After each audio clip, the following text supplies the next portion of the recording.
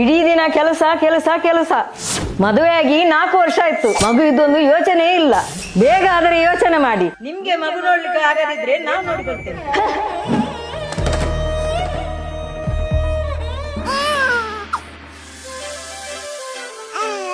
ಇವಳು ಚಿಚ್ಚಿ ಮಾಡಿದಾಳ.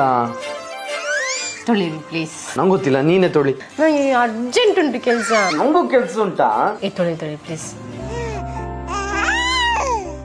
ನಿಮ್ಗೆ ಮಗು ನೋಡ್ಲಿಕ್ಕೆ ಆಗದಿದ್ರೆ ನಾವು ನೋಡಿಕೊಳ್ತೇವೆ. ಅಮ್ಮ, ಮಗು ಇದು ಕುಂಡೆ ತೊಳಿಲಿಕ್ಕೆ ಬನ್ನಿ. ನಾವು ಬರ್ತೇವೆ ಆಯ್ತಾ? 1 ತಿಂಗಳು ದುಬೈ.